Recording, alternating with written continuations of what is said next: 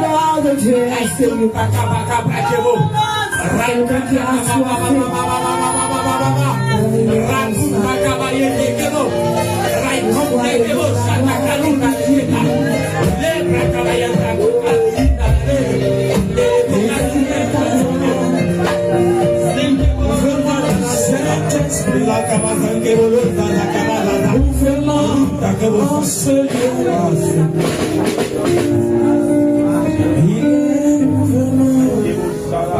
Mouvement du Saint-Esprit. Nous avons besoin de ton mouvement. Mouvement maintenant. Quand nous chantons la chanson, nous sommes en train de dire à Dieu, nous voulons voir sa main agir au milieu de nous.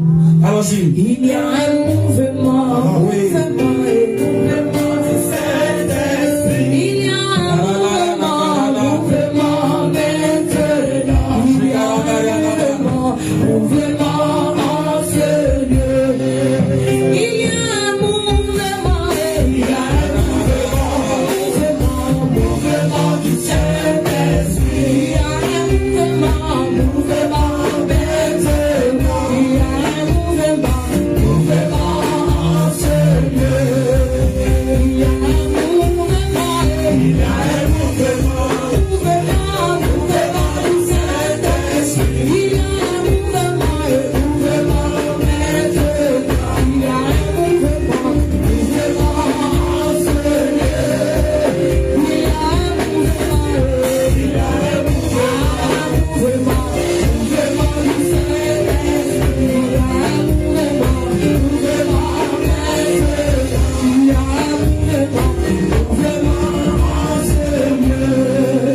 Esprit de Dieu, nous nous abandonnons en tes mains.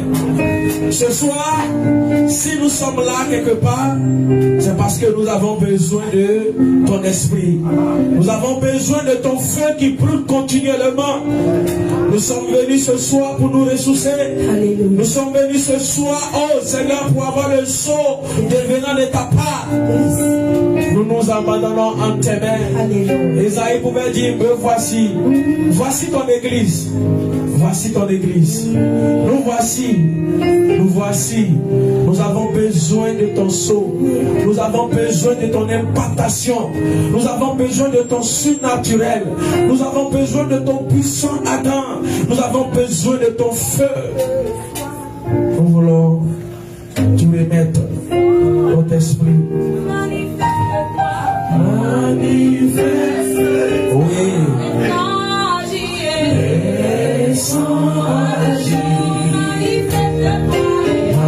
Manifeste-toi.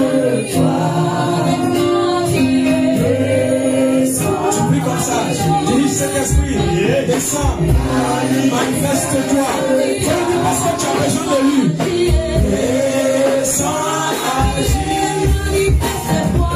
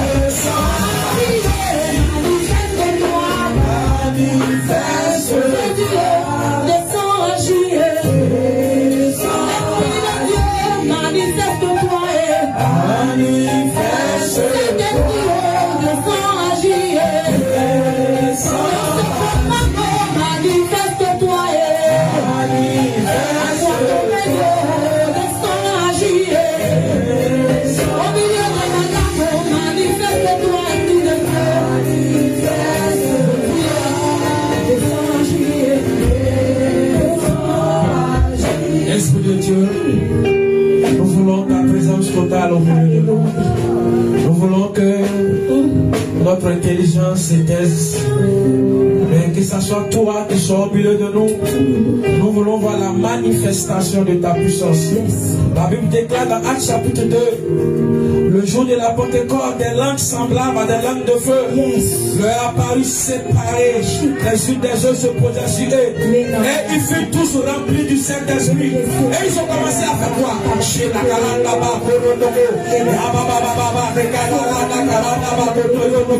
ont commencé à parler en d'autres langues. Ils ont commencé à parler en d'autres langues, comme l'Esprit pouvait leur donner de parler. C'était une manifestation de la puissance de Dieu. C'était une manifestation de la puissance de Dieu. Lorsque la présence de Dieu est quelque part, cette présence se fait ressentir, cette présence se fait voir, cette présence se fait toucher. Seigneur, nous voulons ta présence. Akorona, Senegarada, Otokorona Kababa. Nous sommes là parce que nous ne voulons pas que le feu s'éteigne. C'est pour que le feu ne s'éteigne pas que nous sommes là. Nous sommes assemblés en ce lieu. Nous sommes comme à Jérusalem. Nous sommes dans ta maison. Pour que ton feu ne s'éteigne point. Ce soir, parle-nous.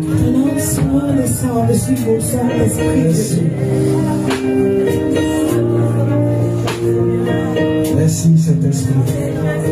Amen. S'il te plaît, assois-toi. Aujourd'hui, on sera un peu long. Aujourd'hui, soyez les bienvenus. Que le Seigneur vous bénisse. Soyez fortifiés. Je veux que tu ne regardes pas à la fatigue. Vous voyez, quand on veut avoir une puissance, il y a des prix à payer que le corps va subir. Le corps peut avoir mal. Le corps peut ressentir certaines douleurs. C'est normal. Quand nous avons lu notre texte de base, quand on voyait les instructions que l'Éternel donnait à Moïse pour Aaron et ses fils, et chaque jour, que ce soit le jour ou la nuit, ils doivent entretenir le bois pour ne pas que ça s'éteigne. Est-ce qu'on peut comprendre combien de fois peut-être il ne tombe pas? Je veux que tu réfléchisses. Vous voyez que le bois brûle vite. Quand le feu est plus allumé, ça brûle vite, n'est-ce pas? Ça brûle vite, ça va vite. Donc, imagine le nombre de bois qu'ils doivent transporter peut-être. Et combien de fois la nuit, et puis la nuit, le feu brûle plus vite la nuit que le jour. Pour les scientifiques, ou même pour ce qu'on sait pour l'expérience. Parce que la nuit, je ne sais pas s'il y a un vent plus intensifié, mais la nuit, s'il y a un feu de brousse la nuit, ça ravage plus rapidement que la journée. À l'école, on nous a dit que l'arbre, comment on appelle, il reçoit l'oxygène, je ne sais pas si c'est la journée, et puis la nuit, il libère. Il rejette. Donc la nuit, c'est comme il y a un vent qui est plus.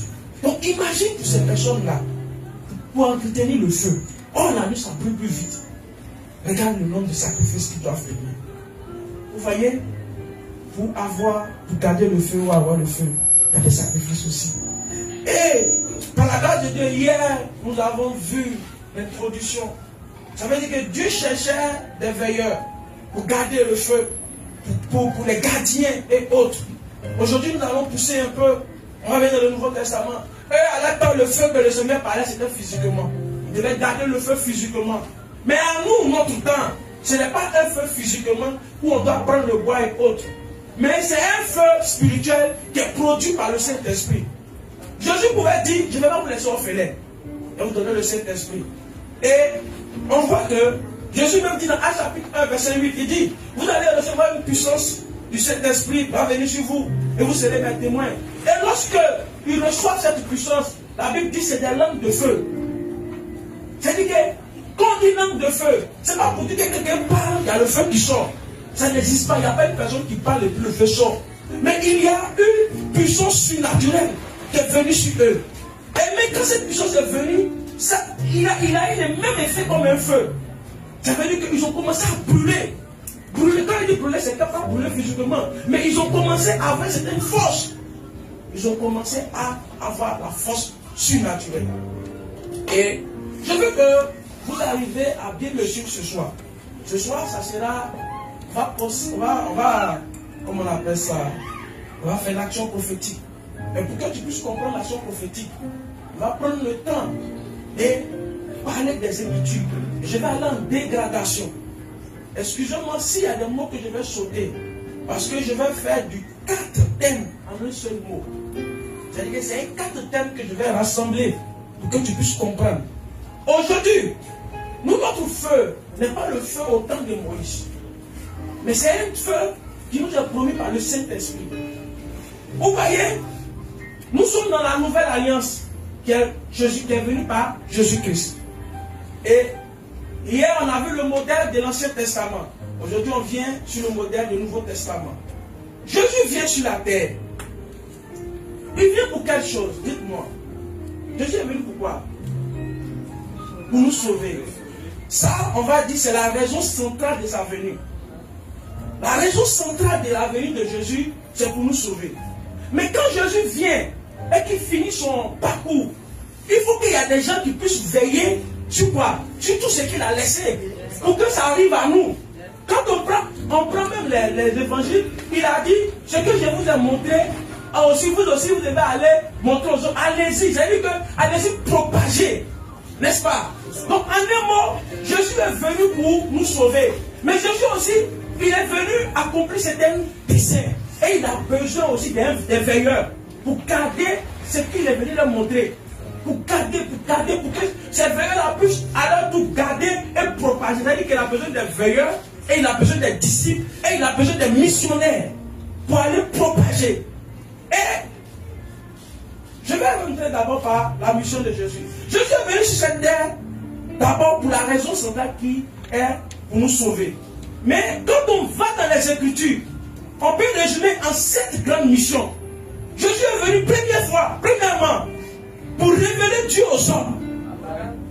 Quand tu prends Jean chapitre 14, verset 9, il dit, Jésus est venu montrer qui est réellement Dieu. Il dit, celui qui m'a vu a vu le Père. Et il est venu révéler le caractère de Dieu, qui est l'amour, la sainteté, la compassion, la justice et la vérité. Première mission. Deuxième mission, il est venu pour sauver l'humanité du péché. C'est la raison centrale de sa venue. Et il a dit quoi dans Luc 19, verset 10, il dit, le Fils de l'homme est venu chercher et sauver ceux qui étaient perdus. Amen. Par sa mort sur la croix, Jésus a porté le péché de l'humanité afin de réconcilier l'homme à Dieu. Troisième mission, il est venu accomplir les prophéties de l'Ancien Testament. Les hommes comme les Isaïe, les Moïse ont prophétisé qu'il y a un Messie qui allait venir. Donc, sa venue n'était pas un hasard, mais l'accomplissement du plan divin annoncé par les prophètes. Donc, il est venu aussi accomplir cette parole. Jésus est le Messie promis à l'Israël et au monde. Quatrième raison, il est venu établir la nouvelle alliance. Il a dit quoi dans Luc 22, verset 20, il dit, cette coupe est la nouvelle alliance en mon sang. Il inaugure une relation nouvelle entre Dieu et l'homme. Et l'homme fondé sur la grâce et non sur la loi. Cinquième raison, il est venu donner un modèle de vie. On peut voir dans 1 Pierre 2, verset 21. Jésus est venu vivre parmi les hommes pour montrer comment vivre selon la volonté de Dieu. Christ a souffert pour vous. Vous laissez un exemple selon 1 Pierre 2, verset 21. Il incarne l'amour, l'humilité, l'obéissance et le service. Sixième raison, il est venu détruire les œuvres du diable. Selon 1 Jean 3, verset 8, le Fils de Dieu a apparu afin de détruire les œuvres du diable. Par sa victoire sur la croix et la résurrection, Jésus triomphe du péché, de la mort et de Satan. Septième raison, donner la vie éternelle. Selon Jean 10, 10, il dit, je suis venu afin que les brebis aient la vie et qu'elles soient dans l'abondance. Il offre non seulement la vie éternelle après la mort, mais une vie transformée dès maintenant. Et on peut résumer pour dire, Jésus est venu révéler Dieu, sauver l'homme, accomplir les Écritures, établir une nouvelle alliance, montrer le chemin, vaincre le mal et donner la vie éternelle. Maintenant, quand il est venu sur la terre, que sont ceux qui étaient avec lui pour voir tous ses œuvres? C'était qui? C'était ses disciples. C'est aux disciples disciples qui ont vu tous ces œuvres. Donc, eux, ils sont quoi? Ils sont automatiquement devenus comme des gardiens de tous ces œuvres qu'il est venu accomplir. C'est qu'ils étaient là. C'est qu'ils doivent écrire. C'est qu'ils doivent aller propager. Donc, ils doivent devenir comme des gardiens. Ils sont devenus comme des missionnaires. Et Jésus savait cela. Et à la fin de sa vie, bon, sa vie terrestre, ce n'est pas bon. Au soir de sa vie sur la terre, vous voyez, quand un homme au soir de sa vie, nous on a plus ce privilège, peut-être d'autres ont ça. Mais quand un homme arrive au soir de sa vie, il fait asseoir tout le monde qui sont. Donc, alors qu'il a travaillé pour leur donner des conseils, pour commencer à leur parler. Et un soir de sa vie sur la terre, quand il était presque à la fin de sa mission, il a passé son temps avec ses 12 disciples. Il s'est dit que c'est eux qui vont aller propager tout ce qu'il a vu. Ils ont vécu son quotidien, que ce soit le jour. Donnez-moi de l'eau, s'il vous plaît.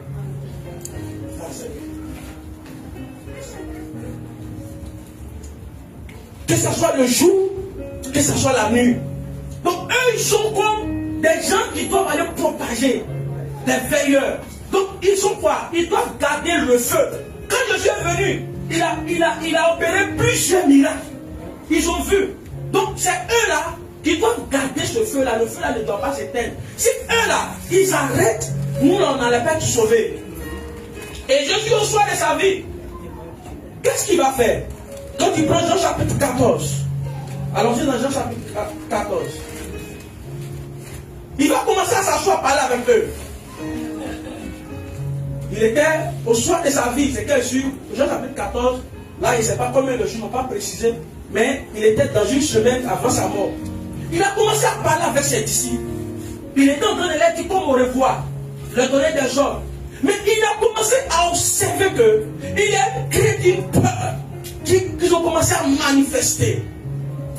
Et Jésus, il a compris par là qu'il dit, ceux-là, ils ont fait 3 ans avec moi. Mais je pense que si je meurs là, c'est pourquoi je suis venu sur la terre, ça va rester seulement, c'est eux seulement qui vont connaître. Ça ne va pas arriver. Oh, Jésus est venu pour que le monde entier soit sauvé. Donc eux là, ils sont capables d'éteindre le feu. C'est ce qu'il a observé. Jésus a observé qu'ils sont capables d'éteindre le feu. Bon, on ne va pas trop lire, hein, parce que je suis décidé un peu, non, c'est pourquoi il va sauter un peu. Jean chapitre 14, il va commencer par verset 15. Il va commencer à aller parler jusqu'à c'est-à-dire qu'ils ont commencé à poser des questions. C'est là que l'on dit, mais qui est ton père? Ils ont commencé, c'est-à-dire qu'il a commencé à leur donner des conseils. Et quand il parle, Jésus prend la parole et dit, si vous m'aimez, gardez mes commandements. Parce qu'il a commencé à sentir en eux, c'était Christ. Il a su que ceux-là, s'il les laisse pour partir, tout le pourquoi il est venu sur la terre là, ça va rester en Israël. Qu'est-ce qu'il y a en Israël? Peut-être que ça va rester entre 4 ou 1000 même. Ça va rester entre eux. On va comprendre. On va comprendre. Si au final, ne vous plaignez pas. Parce que il faut que j'arrive à poser bien les bases. Quand on va venir par le feu là, tu comprends? Donc, il va dire, si vous m'aimez, gardez mes commandements. Pourquoi il va leur dire ça? Parce qu'il a vu en eux. Ceux-là, si moi je meurs là, c'est pas bon. Le feu va s'éteindre. Peut-être le feu là même, c'est le même. Et puis on a vu, quand ils ont pris là, le feu est resté. Le feu est resté là. Donc il va leur dire quoi? Au verset 7, il dit, et moi, il va leur dire, ne vous inquiétez pas. Si moi je suis plus de la terre là, et moi je vais prier le Père, et il vous donnera un autre consolateur. Ça veut dire que si moi, parce qu'il est craint, si Jésus n'est plus, et c'est fini pour eux. Donc il va leur dire, ne craignez pas. Si moi Jésus, je ne suis plus au milieu de vous, je vais envoyer un autre consolateur, je vais prier mon Père. Et puis il dit, afin qu'il demeure éternellement avec vous. Ça veut dire que celui qui va venir là, il ne sera pas comme moi qui va faire 3 ans avec vous. Mais lui sera éternellement avec vous. Et puis il dit, l'esprit de vérité que le monde ne peut pas recevoir. Parce qu'il ne voit point et ne connaît point. Mais vous, vous le connaissez. Car il demeure avec vous et il sera en vous. Je ne vous laisserai pas orphelin. Je viendrai à vous. Il est en train de les parler pour les rassurer. On dit, le feu ne doit pas s'éteindre, mais il y a une autre personne qui va venir. Et cette personne-là, c'est lui qui va permettre que tous les œuvres que j'ai accomplies sur la terre, il va vous aider pour que vous gardiez ces œuvres-là. Et vous allez avoir la force pour aller les propager. En un mot, il est en train de leur dire que le feu ne va pas s'éteindre. Mais voici, comment ça va se passer pour que le feu ne s'éteigne pas. Et il était en train de leur parler. Et je suis sûr qu'ils ont eu un peu de courage. Mais vous savez, sur l'action là, on peut avoir le courage. C'est-à-dire qu'au moment où on est en train de parler. Mais quand non, sur les effets, ça peut pas. Mais quand la chose va arriver, il aura un autre problème. Et Jésus va constater cela. Après ça, il va finir avec eux et il aura la première section. La première fois que Jésus. Donc Jésus a compris par là que cela, c'est vrai, ils ont fait 3 ans avec moi, ils ont fait tout avec moi. Mais ils n'ont pas encore mon esprit. Ils n'ont pas encore mon esprit. Si je ne fais pas quelque chose, tout ce que j'ai fait comme travail, ça va mourir. Jésus va commencer à faire procédure de régénération. Pour leur donner une nouvelle vie. Parce qu'il a compris que ceux-là, ils sont là, peut-être par jeu de foule. Mais il y a une chose qu'ils ne comprennent pas. Procédure de régénération. Pour que le Saint-Esprit, quand il va venir là, le feu ne va pas pouvoir s'éteindre. Donc, qu'est-ce qu'il va faire? Regarde, pour que tu puisses comprendre. Quand Jésus meurt, il revient à la vie. Jean chapitre 20, verset 22. Quelqu'un n'a qu'à arriver là-bas. Pour que tu puisses comprendre. Jean 20.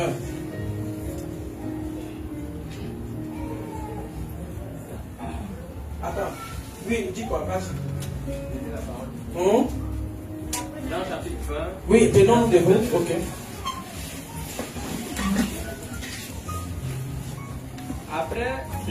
Après ces paroles, il souffla sur eux.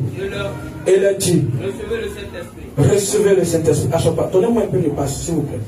Il dit, après ces paroles, il souffla sur eux, recevez le Saint-Esprit. Je vais vous expliquer. On dit, quand on va au verset 19, il dit, le soir de ce jour, c'est-à-dire que le jour où Jésus a été ressuscité, le premier jour de la semaine, qui est dimanche, qui était le premier jour de la semaine, les portes, il dit, les portes du lieu où se trouvaient les disciples étant enfermées. C'est-à-dire que quand Jésus est mort là, ils sont allés s'enfermer. Tu vois, comprenez? Ils sont allés s'enfermer dans une chambre. Hein? Il se trouvait, les disciples étant enfermés à cause de la crainte qu'ils avaient des Juifs.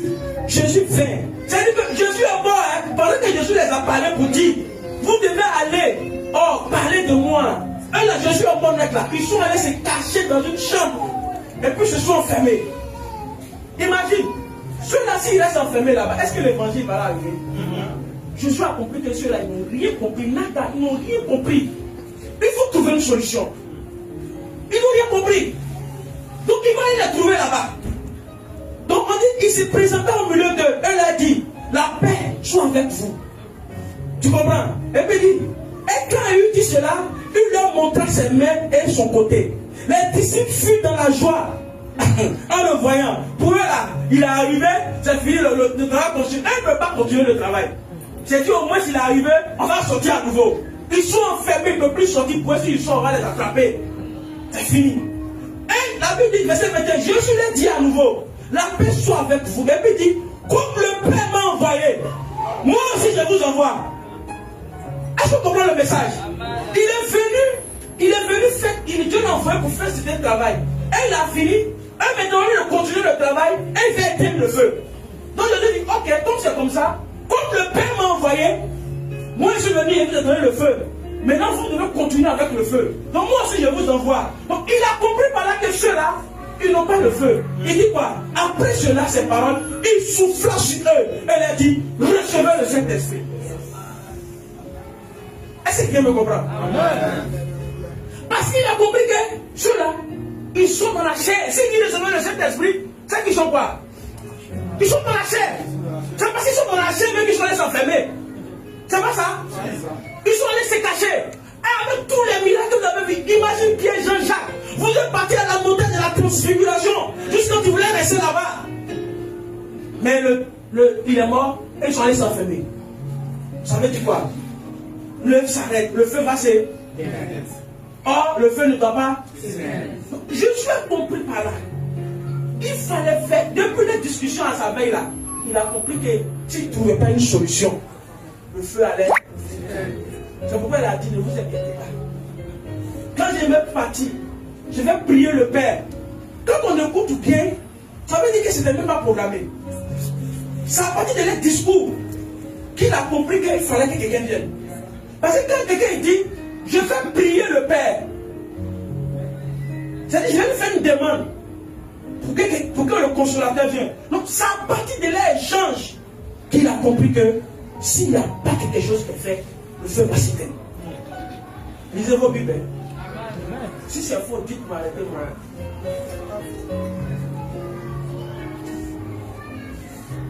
Et c'est que tu dois comprendre. Le souffle que Jésus va souffler sur eux qui dit recevez le Saint-Esprit, cela nous ramène à Genèse chapitre 2, verset 7. Lorsque Dieu souffle, le souffle de vie en Adam. Jésus va leur donner, comment on appelle ça? Il va leur donner une nouvelle vie. Il va souffler sur eux. Pour que l'ancienne vie de peureux là, ça quitte. Ça veut dire qu'on va parler de la régénération. Il va les régénérer. Il va créer une nouvelle personne. Donc, c'est le même Saint-Esprit, hein? Mais la façon dont il souffle sur eux là, c'est le Saint-Esprit vient sur la forme de quelqu'un qui va régénérer une personne. Régénérer, c'est un gros français. Je vais prendre recréer. On va dire recréer pour qu'ils comprennent vite. C'est-à-dire qu'il va les recréer, mais c'est que c'est le même carapace là. Hein? Vous me comprenez? Il va les recréer.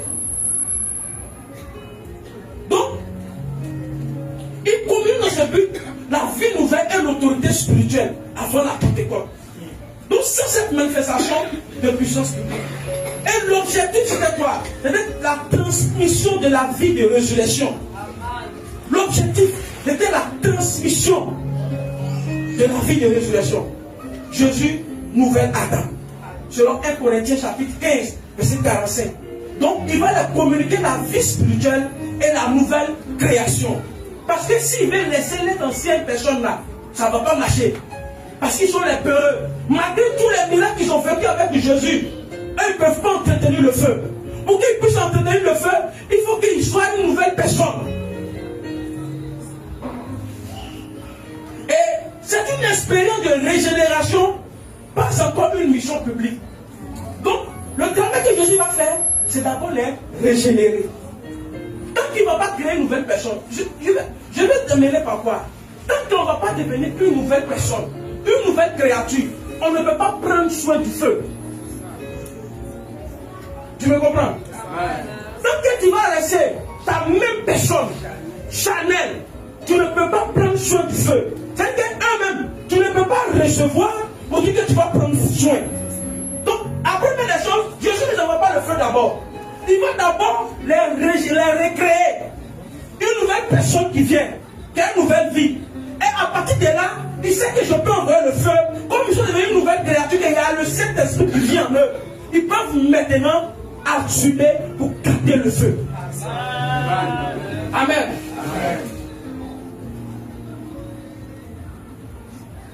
Donc dans Jean 20, c'est la naissance spirituelle. Jésus va leur donner la naissance spirituelle. Et dans Actes chapitre 2, c'est là-bas qu'on va voir le feu, le revêtement de la puissance de Dieu. Donc en résumé, dans cette partie-là, Jésus a soufflé le Saint-Esprit de vie pour régénérer et établir intérieurement les disciples avant le fusion de la puissance de la Pentecôte. Ce n'est pas un autre Saint-Esprit, mais une autre dimension de son œuvre. Donc, pour que d'abord on arrive, le feu ne doit pas s'éteindre. La question qu'on doit se poser, est-ce que nous on est une nouvelle personne? Est-ce qu'on est une nouvelle personne spirituellement? Parce que si tu n'es pas une nouvelle personne spirituellement, on va encore t'envoyer le feu, mais tu ne pourras pas garder le feu. Oui, mais le feu est très mal.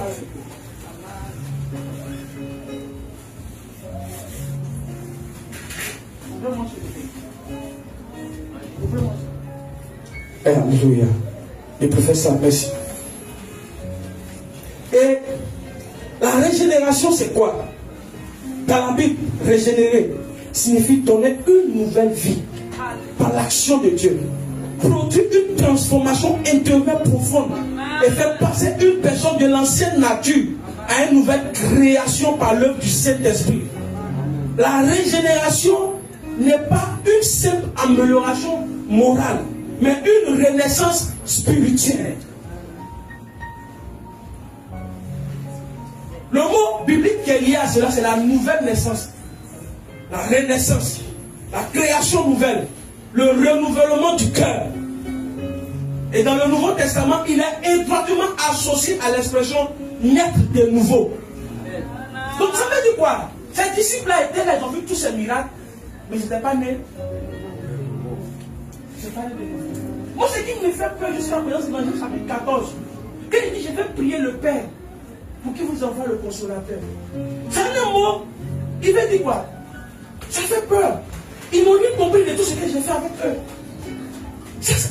Ils n'étaient pas sûrs de me comprendre. En un mot, je suis en train de dire, ils n'ont rien compris de ces 3 ans que j'ai passé avec eux. Il fallait trouver une solution. C'est comme un père qui est venu sur la terre, qui a travaillé dur, qui a laissé des héritages pour ses enfants. Et puis ces enfants-là, au lieu de fructifier, de garder ses héritages, au choix de sa vie, il s'assoit et quand il parle avec eux, il comprend que s'il ne fait pas quelque chose, il ne cherche pas un avocat. Pour que l'avocat là vienne, mettre des cases ou bien, comment on appelle, des balises, le même choix là, s'il meurt, son héritage, tout ce pourquoi il a lutté sur la terre, ça va se disperser. Ça, c'est ce que Jésus a compris par là. Et il a activé automatiquement le processus de régénération. Et c'est ce qu'il veut faire avec nous. C'est pourquoi il faut que j'explique bien. Quand on va poser l'action, tu sais pourquoi tu es en train de le faire. Amen. Et avant ça, quand il a compris, c'est là qu'il a envoyé la Sainte Seine. Avant ça, c'est-à-dire que quand il a compris le Jean 14 là, c'est au soir de sa vie, c'est-à-dire que le jeudi soir, dernier souper de Pâques là, c'est là qu'il va envoyer la Sainte Seine. Je crois Jean chapitre combien? C'est là qu'il va instaurer la Sainte Seine. Je vais chercher. Ici. Jean chapitre 16. Je vais Jean.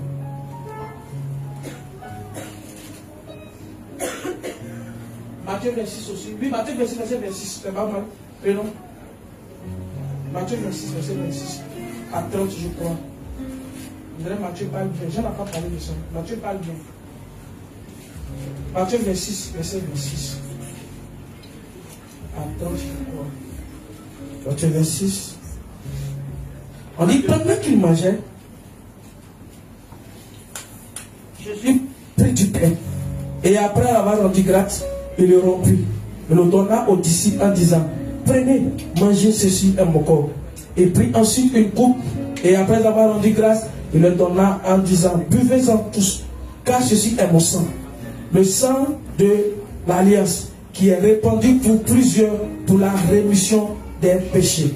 Je vous le dis, je ne boirai plus désormais de ce fruit de la vigne jusqu'au jour où j'en boirai de nouveau avec vous dans le royaume de mon Père. Dans la procédure de la régénération, il faut commencer d'abord par le sang. Donc Jésus va commencer, il va instituer la Sainte Seine. Parce qu'il a compris que ça là, s'il ne fait pas quelque chose, c'est pourquoi il a dit ça serait la nouvelle. À chaque fois que vous allez faire, ça sera la nouvelle. Chaque fois qu'on va prendre là, ça sera une nouvelle naissance. Donc à chaque fois que tu viens prendre là, c'est comme tu nais de nouveau chaque fois. Il dit, c'est pas écrit. Il dit ça sera la nouvelle naissance. Donc il va créer une procédure. Donc à chaque fois nous là, on peut se relever. À chaque fois. Donc, le sang de Jésus est la base de la régénération. C'est-à-dire que la base de la régénération, là, ça commence par le sang de Jésus. Et le Saint-Esprit est l'agent. C'est-à-dire que l'agent, c'est lui qui exécute, qui met en évidence, qui valide. Et la parole est le moyen. La parole est le moyen. Quand tu parles, quand tu confesses, la parole est le moyen. Et la foi est la réponse humaine. Le sang de Jésus ne régénère pas directement, mais il ouvre la voie de la régénération. Parce que les David il a soufflé sur eux, dit recevez le Saint-Esprit, il souffle sur eux. Mais c'est parce que avant, ça veut dire que je peux dire quoi? Il est mort vendredi, il est ressuscité dimanche. Donc 3 jours avant, il avait déjà donné la Sainte Seine. Non, c'était 4 jours, jeudi soir. Donc 4 jours avant, il les a déjà donné la Sainte Seine. Donc il y a le sang qui est en eux. Donc quand il revient à la vie, comme il y a déjà la procédure de la régénération déjà activée, la Sainte Seine est déjà dans leur corps, le sang, son sang dans leur corps. Donc il va les souffler maintenant son esprit. Donc les deux ensemble vont créer la régénération. Puisqu'il a dit son sang est la nouvelle alliance. Maintenant la nouvelle alliance, elle ne peut pas fuir d'abord. Oh, c'est l'esprit qui est l'agent qui active, qui exécute. Qui exécute. Il ne sait pas comment il est esprit. Ça donne la vie. J'ai dit ça dans mon corps, mais il ne sait pas qu'est-ce qu'il y a. J'ai reçu tellement brut. J'ai reçu ça l'a tellement brut. Et puis c'est 4 messages à la fois. Donc je suis en train de condenser comme ça. Voilà, l'esprit qui vivifie. Regarde dans Hébreux 9, 14. Il dit quoi? Il dit combien plus le sang de Christ qui par un esprit éternel s'est offert lui-même sans tâche à Dieu, purifiera-t-il votre conscience des œuvres mortes afin que vous serviez le Dieu vivant. Donc le sang va venir expier le péché, purifier, réconcilier avec Dieu. Pour que l'Esprit de Dieu puisse venir donner une nouvelle vie, il faut qu'il puisse, le sang doit venir nettoyer. C'est un nettoyage d'abord. Donc le sang, sans le sang, aucune régénération n'est possible. On va bon te dire, reçois le Saint-Esprit. Mais tant qu'il n'y a pas eu de réconciliation, il n'y a pas un sang qui t'a purifié. C'est comme une plaie qu'on veut guérir. Tant qu'on ne prend pas l'alcool pour nettoyer la plaie, on va bomber les médicaments. Ça sera inefficace. Amen. À quel moment vous allez parler du Saint-Esprit? C'est quel moment? C'est au moment où il sait qu'il y a eu la Sainte Seine qui a été faite, le sang. Donc la première action, quand il les voit, il dit comme façon mon père m'a envoyé, moi aussi je vous envoie. Donc je sais que soit bien dit un peu, vous qui les voilà, vous ne pouvez pas.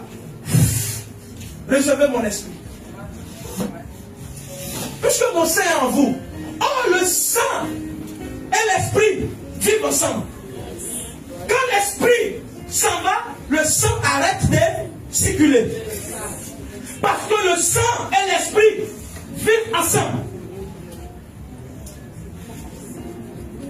Est-ce que vous comprenez bien? Amen. On est en train de poser les bases.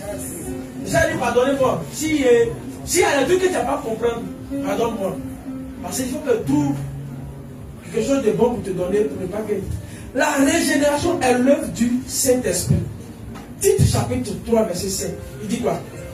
Il nous a sauvés, non à cause des œuvres de justice que nous avons faites, mais selon sa miséricorde, par le baptême de la régénération et le renouvellement du Saint-Esprit. Amen. Amen. Même quand tu prends Jean chapitre 3, verset 5 à 6, quand il parlait à Nicodème, il a dit, Jésus dit, en vérité, je te l'ai dit, si un homme ne naît, c'est-à-dire pour que tu puisses naître de nouveau, il a dit, si un homme ne naît de l'eau et d'esprit, il ne peut pas voir. Vous comprenez? Donc la régénération, c'est l'action du sang et de l'esprit. Parce que l'eau, c'est comme le sang. Dans le sang, là, on dit il y a combien de puissants d'eau? Donc, s'il disait que si un homme est né, c'est pourquoi on te baptise, et puis on te plante, tu meurs, et puis tu ressuscites. S'il disait le sang, là, et c'est que tu fais bien, tu fais ce sang. Parce que le sang et l'eau sont même. Il dit si un homme ne naît d'eau et d'esprit, il ne peut pas être entré dans le royaume de Jésus-Christ. Il ne peut entrer dans le royaume de Dieu. Et puis il dit ce qui est né de la chair est chair, Et ce qui est né de l'esprit.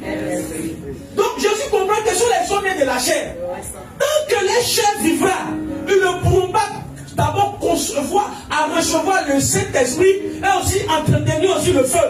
Donc il faudrait que je tue la chair pour que je fasse naître à nouveau un esprit. Parce que ce qui est de l'esprit est esprit. Si mon esprit vit en eux, ils vont pouvoir faire les choses que moi mon esprit fait. On se comprend bien. Si on ne comprend pas, dites-moi. Je vais descendre. Je vais descendre.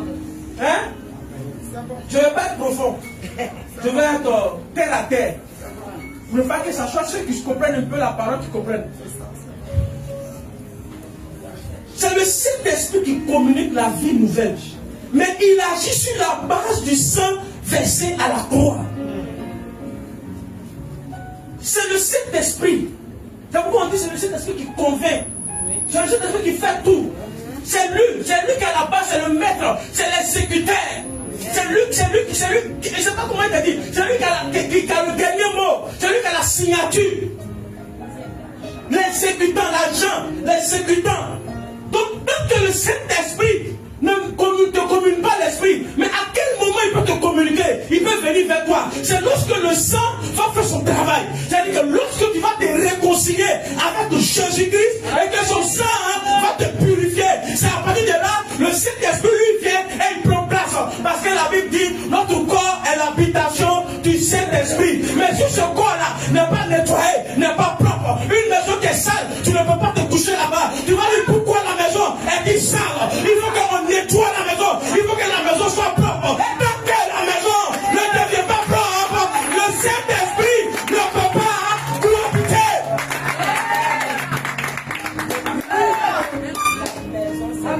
On veut que le feu ne s'éteigne point. C'est bon. Mais on doit faire 3 pas en arrière. Pour comprendre. Tout le feu est quitté. Ils ont vu tout le feu quitter. Ils ont vu que Jésus est mort. C'était fini pour eux. La Bible dit qu'ils sont allés s'enfermer dans une chambre. Puis avec tous ces visions qu'il a vécues, il a oublié. Pierre a eu peur. Il a commencé à trembler. Parce qu'il dit que les Juifs les cherchaient pour les tuer. Donc il tremble. Et imagine comment elle est cachée dans la chambre là-bas. Ils ont caché combien de jours alors? 3 jours. Parce que c'est depuis vendredi. Et c'est dimanche qu'il a apparu. Et puis c'est dimanche soir. Hein? C'est même pas le matin. Dimanche soir qu'il les a apparu. Les femmes n'avaient pas peur. Femmes, non, vous êtes non, acclamez le Seigneur. Les hommes ont pris le couloir. Non, ça ne fait pas qu'on ne peut pas rentrer en profondeur de la prédication de tout ça là. Pour que tu puisses bien. Mais c'est que ça va. Je ne veux pas faire que tu as compris. Les hommes ont pris le couloir. Parce que parmi les disciples, il n'y avait que les 12 disciples. Et puis il y a un qui était parti. Le vendeur. Là, il restait 11. Et puis le 11 a ça oublié qu'il y avait d'autres hommes qui suivaient Jésus. Donc, si on dit que c'est la femme qui est partie au cimetière pour aller regarder, c'est que c'est parce que les hommes étaient enfermés. Eux tous ils craignaient, ils vont mourir. C'est les femmes qui ont pris le courage, qui disent que nous on ne peut pas mourir. Nous on a vu qui il était. C'est Dieu qui est là. Il nous a dit qu'il va ressusciter. Il nous a dit qu'il ne va pas nous laisser. Mais les hommes n'ont pas cru. Ne croient pas vite. C'est pourquoi un jour il disait, dans le plan de Dieu, quand Dieu veut sauver le monde, quand Dieu veut exécuter un plan sur la terre, la première personne que Dieu s'envoie, c'est la femme. Oui, c'est vérifiable dans la Bible. Quand Jésus voulait venir, il allait voir un homme. Quand l'homme même a pris, même, il dit, lui, il voulait se chercher. Il voulait se chercher, c'est pas ce qu'il avait. Il a dit, mais il disait que c'est la nuit. La nuit, il voulait se chercher. Regarde, Zacharie, avec sa femme, Élisabeth. Dieu a parlé d'abord à Zacharie. Regarde, je ne suis pas en train de... Hier, on a parlé dans les 7 caractéristiques pour être un. On dit qu'il faut avoir l'amour de la vérité. Moi, c'est quand même menti. Dieu s'est dit à Zacharie, Vous allez avoir un enfant. Zacharie dit, oh Zacharie, c'est lui-même qui tient. Comment on appelle ça? On fait sacrifice là. On va raison de l'histoire. C'est lui-même qui tient. Et puis il dit, toi aussi. Quelqu'un qui reçoit sacrifice des gens, Dieu lui parle. Dieu lui dit, tu vas avoir un fils. Il dit, moi, on va passer un âge comme ça. Parce que j'ai, c'est pas d'ailleurs 90 ans, c'est pas bien. Il dit, il ne peut pas. C'est Elisabeth, quand Dieu lui a dit, elle a cru sur le champ. Elle n'a pas douté. Elle a cru. Dieu lui a dit, comme toi, Zacharie, chaque jour que tu m'envoies au fromage le soir, toi tu ne crois pas. Toi, il a fermé tes yeux. Tu crois, ta bouche plutôt. Il a fermé ta bouche. Tu ne crois même pas parler. C'est le jour qu'on va présenter un enfant là que ta bouche va souffrir.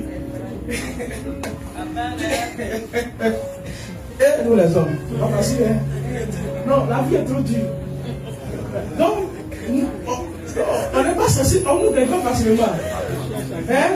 Ces 2 jours là, on veut nous blague. Faut pas on nous blague pas facilement. Hein? Soyons résistants. Hein? Amen.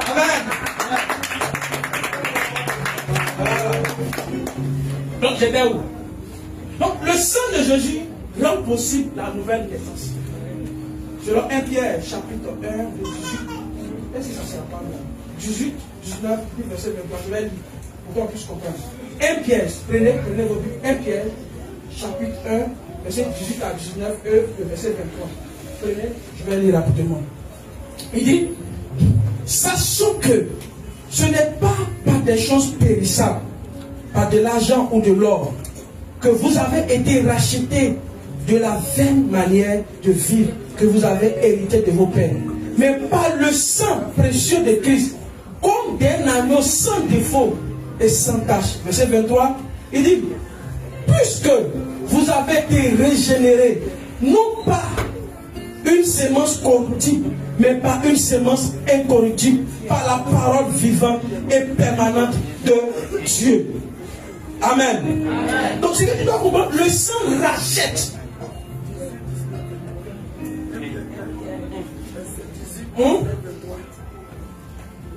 Le sang nous rachète. Et la parole nous engendre. Et à la suite, l'esprit nous fait naître. Donc, je peux dire ici, nous ne sommes pas régénérés par le sang seul. Mais nous sommes régénérés par le Saint-Esprit sur la base du sang de Jésus-Christ versé pour nous. Donc, le sang sans l'Esprit, il n'y a pas de régénération. Tu me comprends? C'est-à-dire que le sang sans l'Esprit, il n'y a pas de régénération. C'est pourquoi, dans l'Ancien Testament, quand il venait faire le sacrifice d'expiation, il ne pouvait pas naître de nouveau. Le sang faisait cacher, couvrir le péché. Mais ça n'efface pas. Pour dire qu'il va avoir, quand quelque chose est effacé, ça veut dire que tu as une nouvelle identité. Amen. Donc, le sang sans l'esprit, pas de régénération. Or, la Bible dit que le sang de Jésus, il y a un esprit éternel. Dans le sang de Jésus-Christ. Or, l'esprit aussi sans la croix, pas de fondement légal. Donc, on va comprendre, chimiquement, spirituellement parlant, le sang plus l'esprit, ça fait régénération biblique. Et que le sang plus l'esprit, ça fait régénération. Et aujourd'hui, ce que le Seigneur m'a dit, il est venu vous dire, pour qu'on puisse recevoir le feu à partir de demain, il faut qu'il y ait une régénération. Amen. Comme son sang est représenté par la Sainte Seine. Oui, il faut placer, venez, placer. Je pense que son sang est représenté par la Sainte Seine. On va ajouter l'esprit dans son sang. Pour qu'en retour, nous aussi on soit régénérés. Donc le sang de Jésus nous donne le droit à la vie nouvelle. Et le Saint-Esprit nous la communique. Donc, ce soir, Ce n'est que ceux qui sont baptisés qui vont prendre que le pain et ils vont prendre le sang. Mais ceux qui ne sont pas baptisés vont prendre que le sang.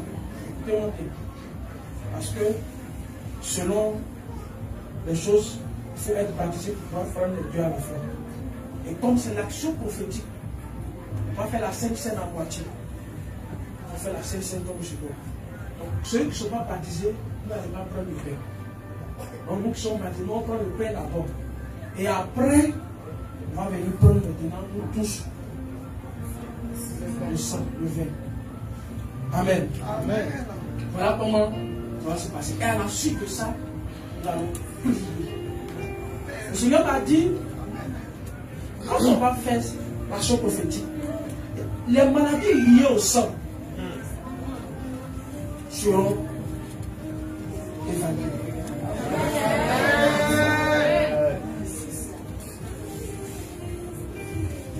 Oui, voilà. On va commencer à prier.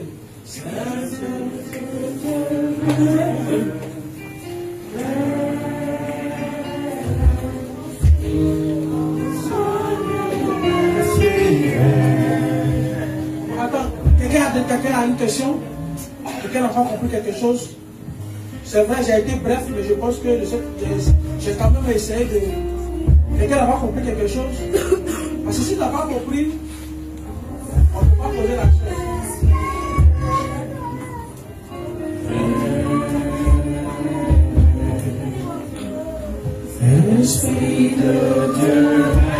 On va l'appeler, allons-y.